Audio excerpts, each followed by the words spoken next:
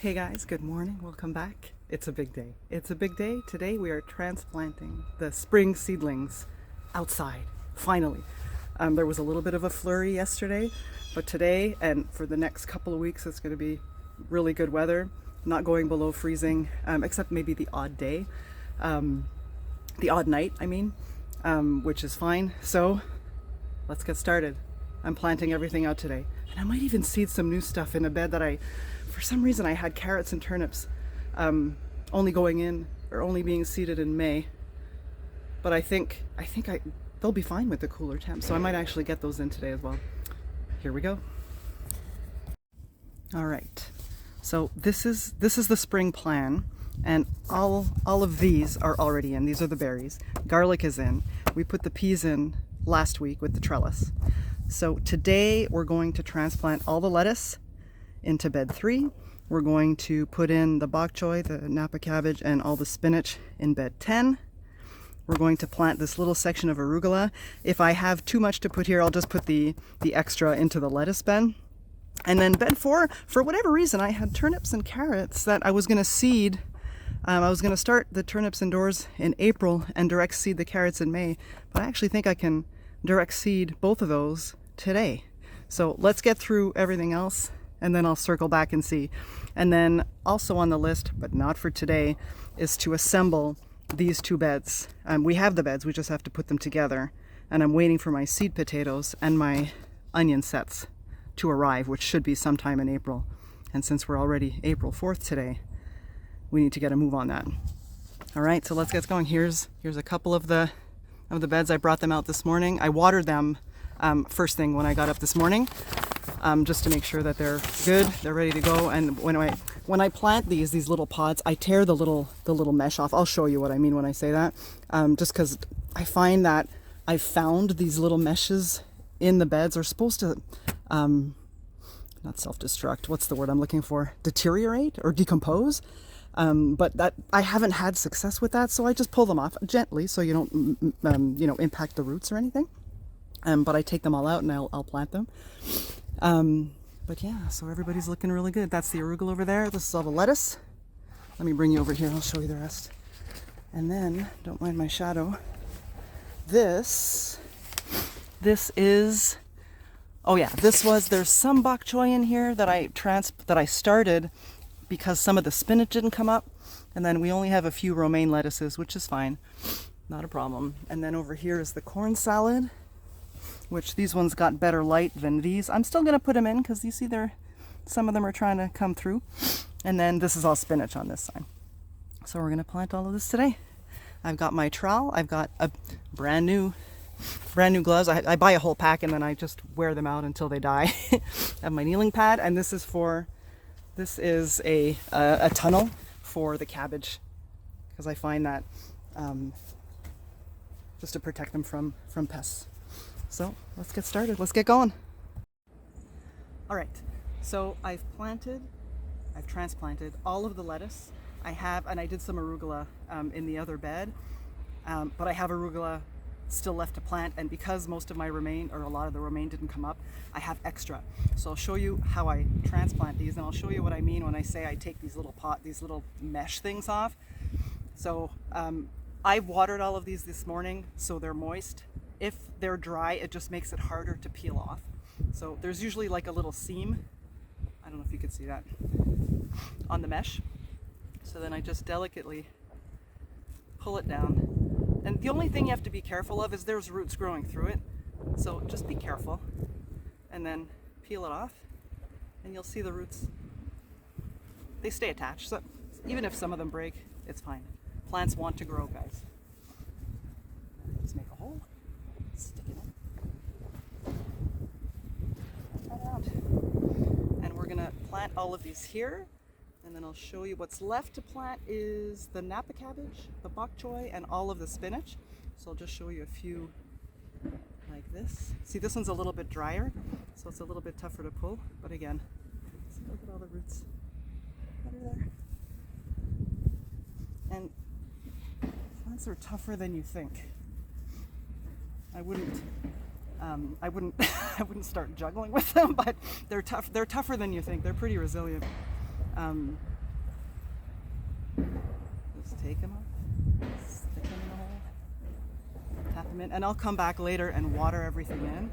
And you'll notice that I have more than one plant per pod, and it's for spring stuff. I don't thin them, I just leave them as is, because we're going to eat them fairly quickly anyway. If it's stuff that, like let's say you wanted to grow a head of lettuce, then thinning to one per spot makes more sense, but we don't. We do the cut and come again, which is harvesting the outside leaves and just letting the plant continue to grow. So it doesn't really matter if there's more than one. All that means is if you were planning on letting them grow until they were a larger size, you'd have smaller plants if there was more than one plant per hole or per spot that you're planting in. Fit one in here. But otherwise, it's totally fine to leave a couple in there. Oh, look at this. This one grew out the side. So if ever this happens, I wouldn't plant this one. I'm just gonna eat this one. Just because, why let it go to waste? God, it's good. Okay, so we'll do a few more and then we'll pop over to do the cabbage and the bok choy. And those are a larger size. They grow super fast. I didn't even need my trowel today because they're so small. So I just make the hole with my hands. And then, oh, here's another one that has like 3 in it. But it's fine. It doesn't matter. It's all food. It's all going to the same place.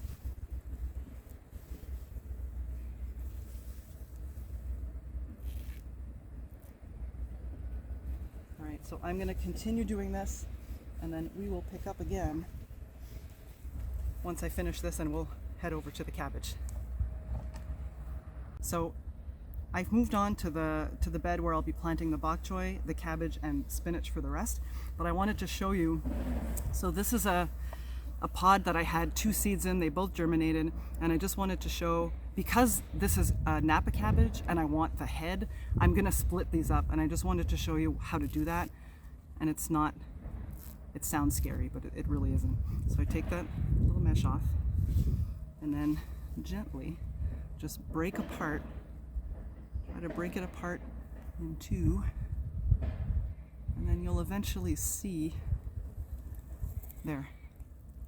You'll see where the 2 scoot over, where they kind of split up, and just pull them apart gently. The roots will hang on to each part of it, and then you'd plant them. So let me just lay this guy down, and you'd plant it as is. This one you have to be a little bit more delicate, just because they're not like a full root ball, like taking up the whole pod. And these were small, so that would be one. And you plant the other one.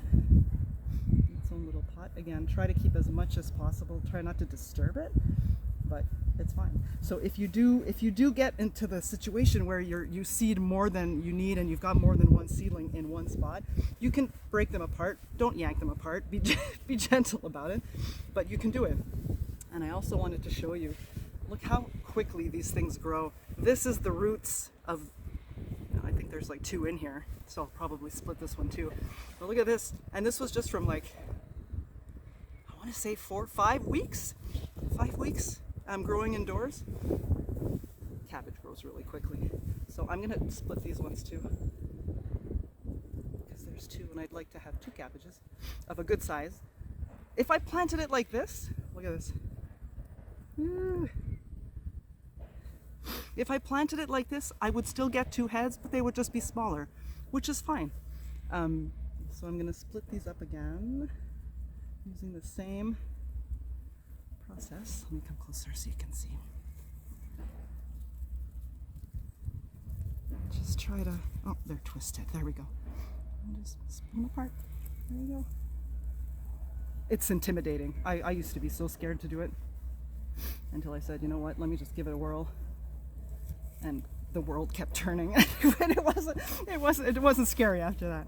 Once you realize how simple it is. And again, I keep telling people, plants want to grow. They grow in nature. They go through much harsher conditions than what we put them through. Get all their little roots roots in there. So you know what? They're pretty resilient. Okay, so what I'm gonna do, I'll plant all the cabbage, I'll plant the bok choy, get all the spinach in, and then I have decided I am gonna seed the turnips and carrots today, and then we'll water everything in, and the spring garden will be in. Next step for today is gonna be starting all the summer seeds indoors, tomatoes and whatnot. And one of the reasons I was getting a little antsy to get these out is that I need room in my in my seed starting area to get my summer stuff started, because I need the trays and I need the lights and everything. So today it's finally the weather cooperated and we're able to get everything in.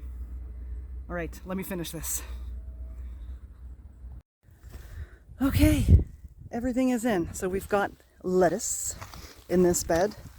I'm trying to remember what's what. I think we've got butter crunch, then corn salad, then I think this is the Grand Rapids, and there's like just a handful, this little row here of romaine. I only had 4 come up, and then overflow of arugula.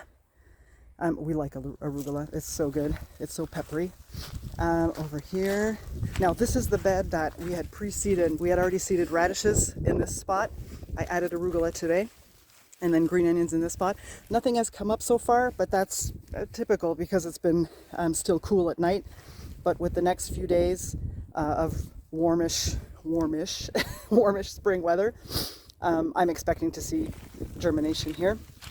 This is the bok choy on that side, Napa cabbage in the middle here, and then all of this is 2 different types of spinach, and I'm going to put the cover on in a second.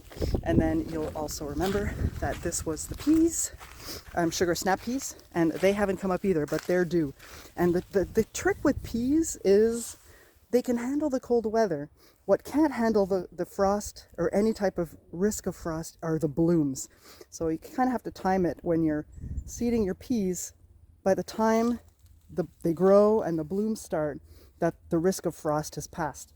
And I think we're fine when we did it. We seeded them last weekend. All right, I'm going to put the cover on. I watered everything in. I'm going to put the cover on, and then I'm going to come back and seed turnips and carrots in this bed. And then the spring garden is in. Woohoo!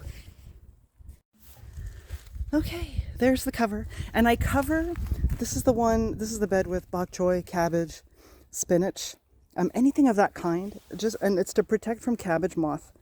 Now I didn't see cabbage moth last year, but I've seen it in the past, so just in case, I prefer to cover it. And they just do better. It lets in sun, it lets in water. I just water right above it, and it lets the water through. It just keeps the pests out. Now obviously, you wouldn't use a cover like this if you need any kind of pollination, because obviously insects can't get through it. But for anything like anything leafy, it works amazing. It's actually really great. And I like it because it lets the water through, it lets the sun through. And it's hold on, I have the cover. It's this. I don't think I got it on Amazon. You probably could though. It's widely available, and they have different sizes, and I like that it's a tunnel. And for the length, because I've got the 2x8 bed, so I find that it works really well for that. And it works amazing. They have a whole bunch of different sizes. They have different thicknesses as well. But that's it there, if anybody's interested. It's awesome. All right, next step, seeding carrots and turnips. All right, spring garden is in. So that means, so the peas are in, all of this is in, the lettuce is in, all of this is done. The radishes, arugula, green onion, that's done. All of that is done. I seeded the turnips and the carrots. So that's pretty much it. Anything that had to be seeded or transplanted or grown for spring is done. The only 2 left are getting the potatoes and onions in, but I haven't received them yet, and we have to assemble those beds. So that's happening next. I'm going to be starting the summer seeds this afternoon. Whoops. Now the other thing is this big, hold on, let me zoom in a little bit here. Okay, so we're doing okay. Let me come back up. So what day is it today? We're the 4th. So this is technically this weekend starting tomorrow. I transplanted anything that I was supposed to transplant. I'm about a week behind just because of nature, Mother Nature. So in theory, all of this other stuff Anything that's happening here should be a week delayed. I'm not going to update and reprint this, but it's just something to keep in mind. And then what else? What else was going on? All of this is done, transplanted. All of this is in. Yeah, I don't know. Anyway, for whatever reason, I had turnips starting them indoors last weekend, but I direct seeded them. Same thing with the carrots. It's all good. And then anything that was starting seeds, let me take a look. Where are those? I was starting seeds for the tomatoes. Like, obviously I'm behind, so it's going to be, where are my tomatoes? All of the cherry tomatoes. I'm going to start those today. I'll have to go through the list and see. Or here's my other list. So anything that was in theory supposed to be started last weekend, it's all the tomatoes, the marigolds, the turnips I just direct seeded, so that's fine. So really it's just the tomatoes and maybe the herbs. Maybe some of my herbs. Oh, I was going to direct seed them. I might rethink that. I think I'm going to start the basil indoors. It just does better. And we'll have basil sooner. I have ulterior motives. So I might start some of the herbs as well. Now that I have all my space in the seed starting area opened up with everything outside, I might review this and start some of the herbs inside as well, just to get a head start. All right, well, that's it. That's it for today's video. Lots going on. Spring stuff is in now. I just have to amp up the watering schedule. So now that has officially started, I have to keep an eye on the rain, on the weather, and go out there and make sure everything stays moist. And just keep an eye on everything. And start babying my summer seedlings once they start germinating indoors. Felt good. Felt good to get out there today.